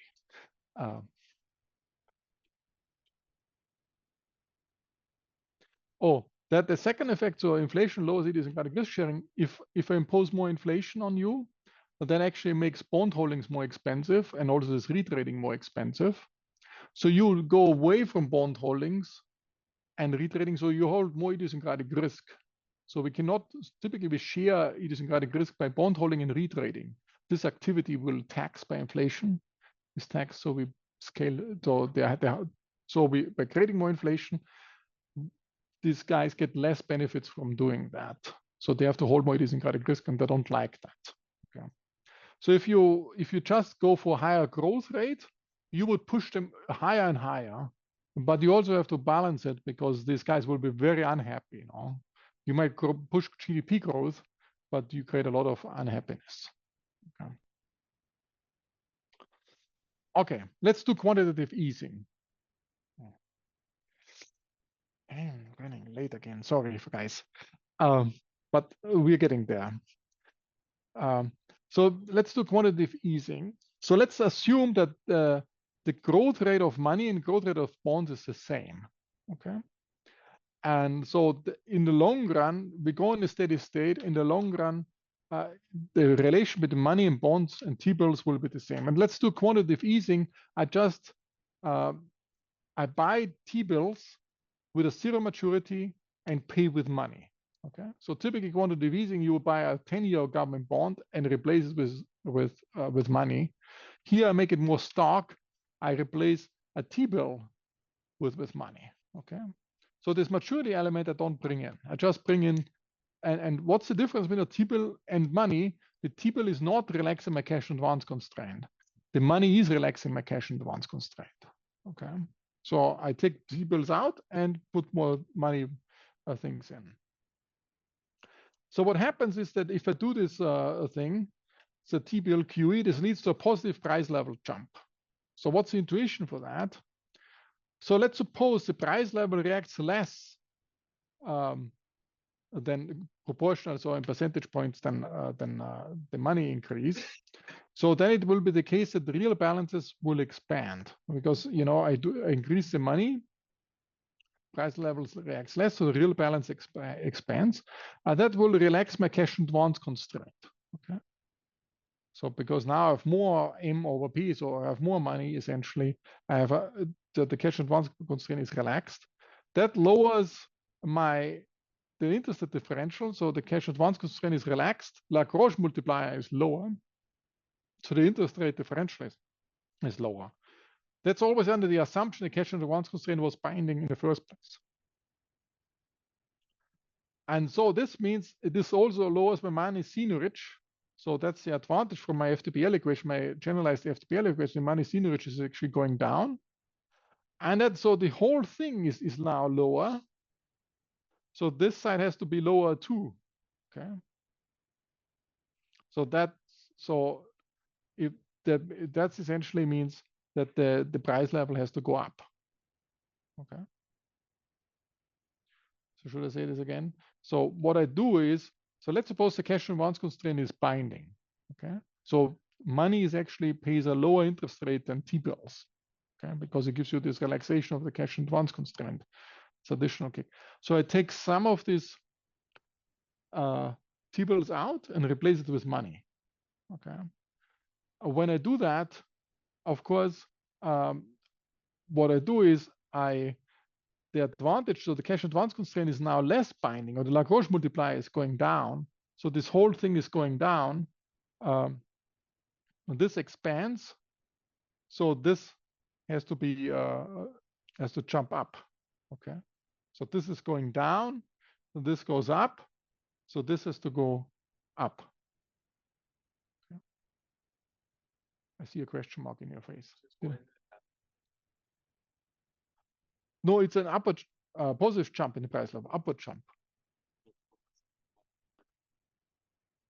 Oh, did I make a mistake here?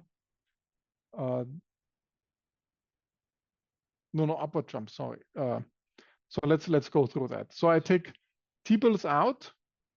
By taking T-bills out, I lower this thing. The cash advance constraint is less, so this whole thing is going down. So this thing has to go down too. So the price level has to go up. Okay.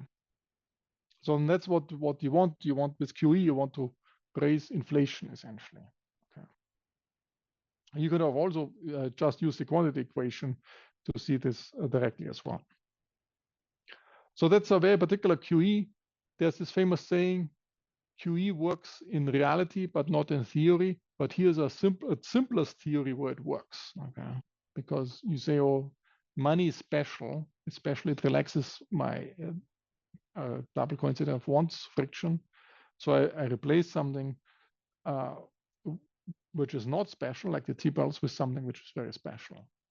And then it helps with create some additional inflation. Now, I want to go a little bit deeper now in this fiscal monetary interaction. Okay. So, and as I said, we have a setting where the interest rate can increase is set by the central bank, and also the money supply growth is set in central bank. So now it's different.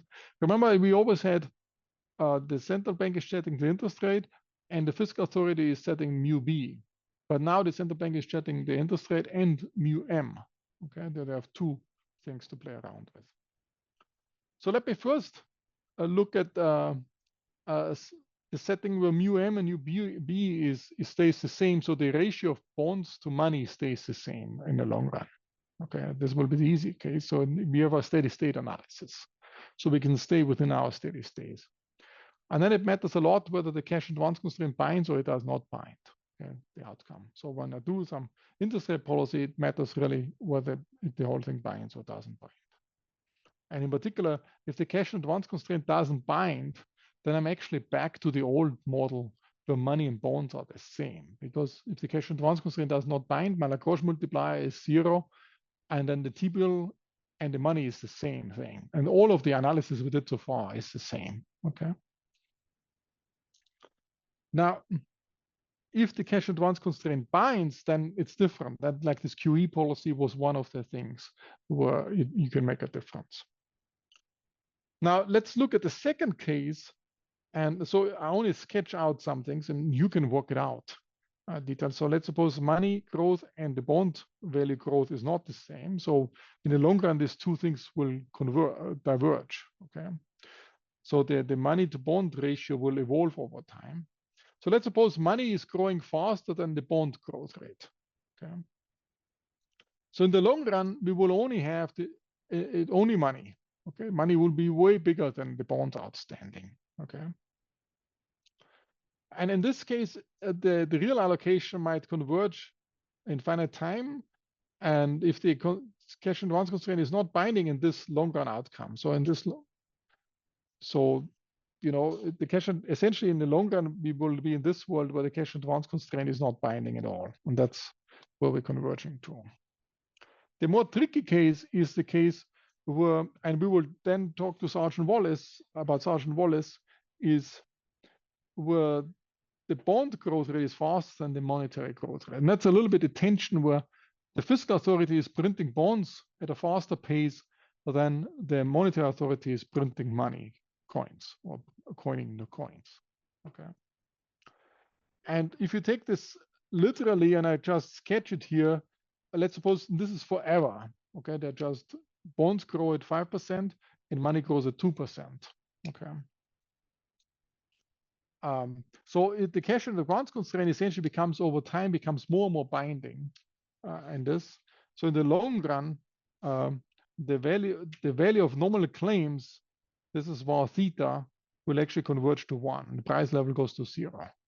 Okay, so it becomes more and more binding.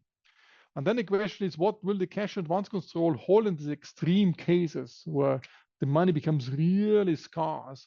And you know, when the cash advance constraint binds, the price level is determined by the cash advance constraint. And the question is, what will happen in these extreme cases? And of course, one possible solution, given that there's no money becomes relatively small compared to the bonds, you have demonetization, and you know, the money is worthless, so you go back to a barter economy. There's starvation essentially.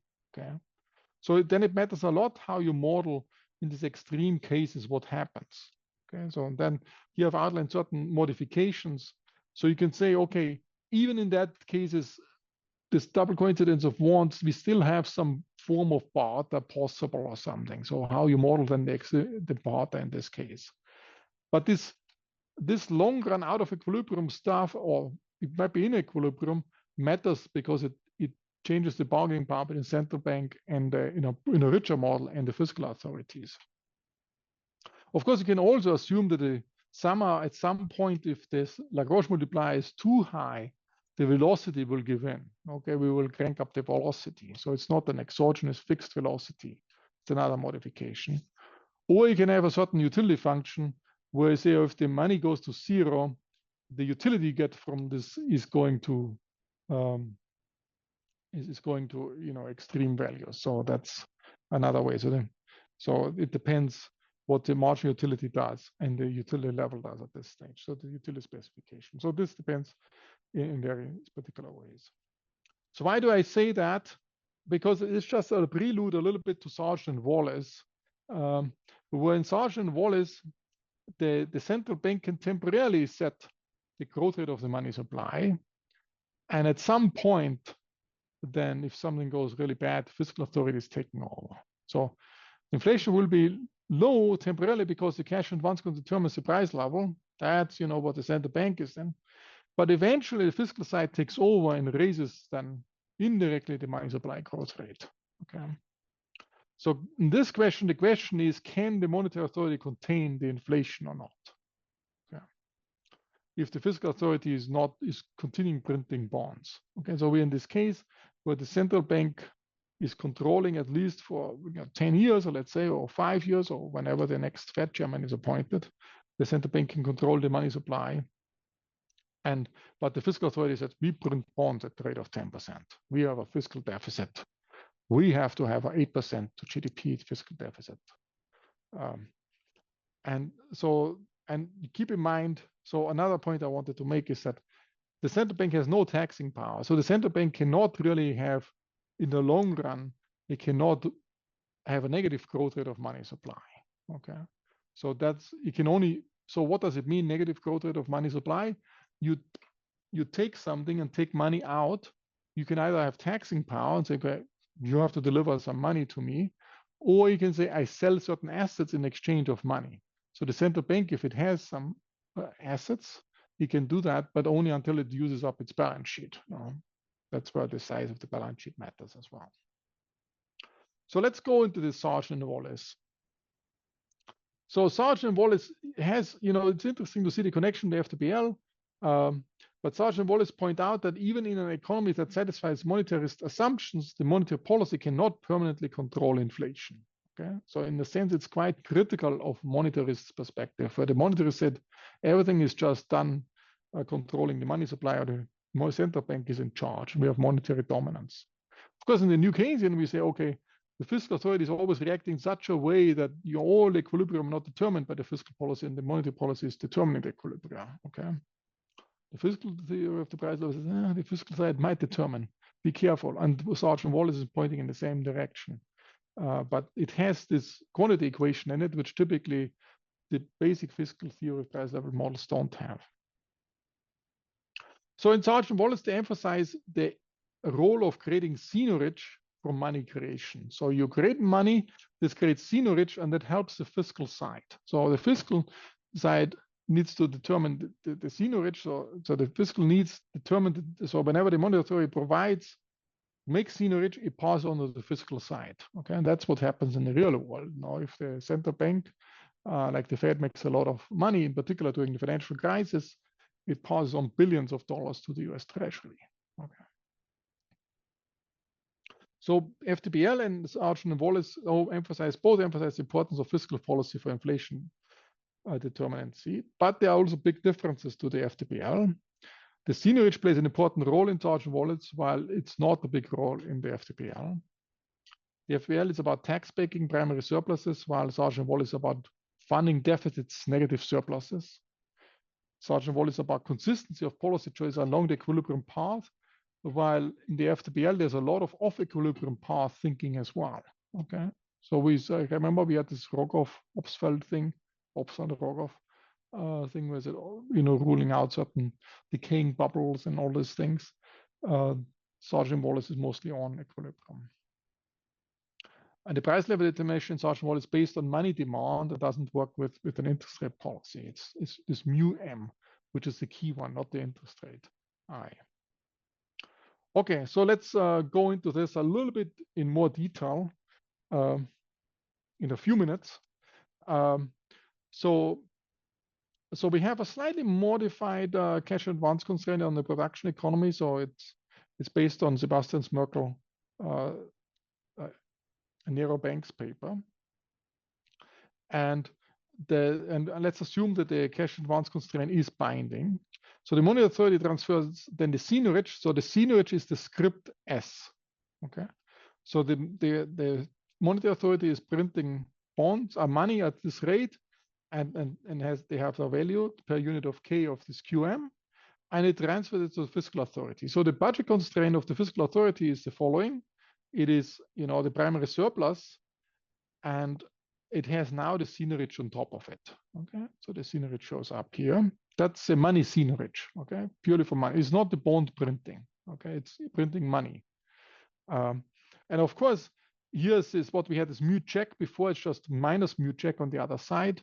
That's the same as before. The only new thing is the script S. Okay, so the mu is how many bonds at what speed you print bonds. Is just interest rate determined by the central bank potentially, and also by the seigniorage. So essentially, seigniorage is an additional form of income for the central bank or for the fiscal authority. Okay, and think of S is a primary surplus, but it's a negative number. Okay, think there's a primary surplus is a deficit, so this S will be a negative number. Okay. Now let's assume that in equilibrium the payment constraint always binds. That was this cash advance constraint. Let's assume also that the surplus satisfy the following, that the surplus is actually S lower bar, which is a negative number. Okay, so they run deficits, a fixed deficit per GDP, per unit of capital. Let's also assume that this nu is larger than rho. That was our time preference rate. So I don't want to perhaps go into details how to derive these things, but that's just the definitions we had before. From the good smart clearing condition, this is just rho over nu. That's just the good smart clearing condition. Under the assumption that this constraint binds, that's just the good smart clearing condition. Okay? That's a catch and bounce constraint binding plus good smart clearing condition gives you this. And this is the value of the bonds relative to total wealth in the economy. Now I have this QM always floating around too. No? And so let me just focus on the intuition. So you can actually then say, okay, let's have a seigniorage policy as a function of the value of the government bond at cap T. So the assumption is the following. We have from time 0 to time capital T, we have the central bank in charge.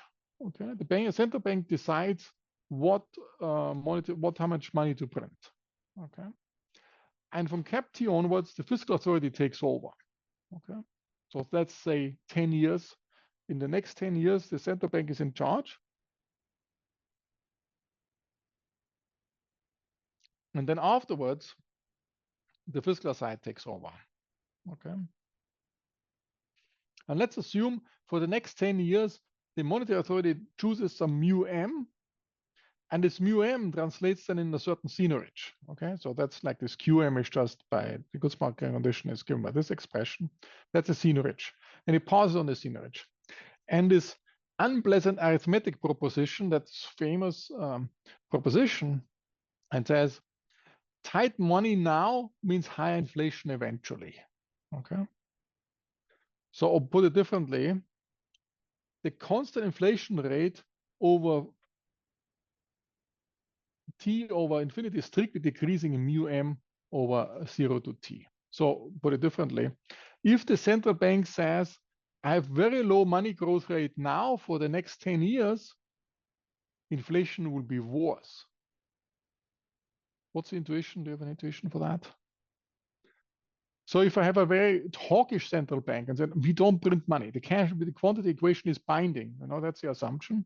We don't print money, we hold inflation down. It means ultimately inflation will be higher. That's what this paper says. And or put it differently, if the central bank is less hawkish, in the long run, inflation will be lower. Okay. It's quite striking in a sense. I mean, once you think about it, so let me just stay in the intuition and these pictures in a sense. What's the intuition? The intuition is if the central bank is very hawkish, it will not print a lot of money. It will not create a lot of seigniorage. And because it doesn't create a lot of seigniorage, it will be the case that it won't pass on a lot of seigniorage to the fiscal authorities. So the budget situation will be worse and worse for the fiscal authorities. So they run up more debt. So if the central bank is not hawkish but dovish, it will be the case there's a lot of seigniorage. The seigniorage is passed on to the fiscal authorities. So the fiscal authorities run up less debt. And when the fiscal authorities then take over at cap T, then actually, let's suppose at that time, you have the same primary surpluses are supporting essentially, or you have higher primary surpluses because you have accumulated all this additional seigniorage revenue. Okay. Now, if the central bank is very hawkish and does not print a lot of money, the seigniorage will be lower. Hence, the government will have a higher debt to GDP level, and that actually will erode in the value of the government bonds. Okay, or will lead to a high inflation rate subsequent. Okay. Now, I'll put it differently. Here it's written the whole thing in terms of inflation. So if the monetary policy is tighter, you have a lower inflation now, but you have then after cap T, you have a high inflation subsequently because the fiscal situation will be worse. You have not generated the seigniorage in between. Okay. Now the question is, how big is the seigniorage on this quantity equation, this double coincidence of ones, relative to the seigniorage from this retrading of the government bonds, which seems to be a much bigger deal. But that's a question about quantifying the whole thing. Okay, but in theory, this is essentially what this does. Now, let's suppose now we have monetary dominance that so you could say the problem is cap T. No? Let's get rid of cap T. Fiscal authorities never take over. Okay, we just have the central bank run it for the show forever.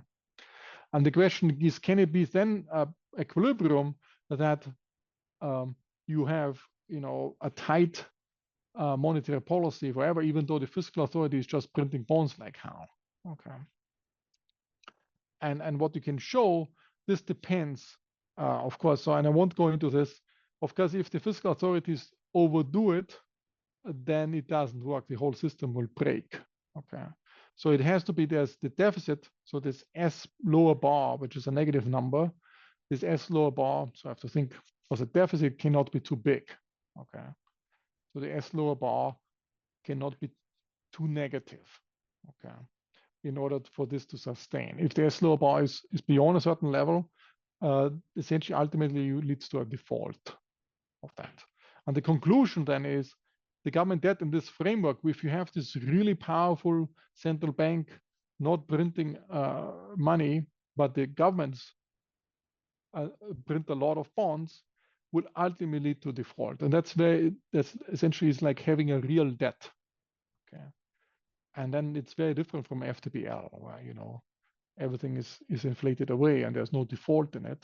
While in here you can essentially, it's almost like a debt, a real debt level, because the price level is pinned down by the quantity equation.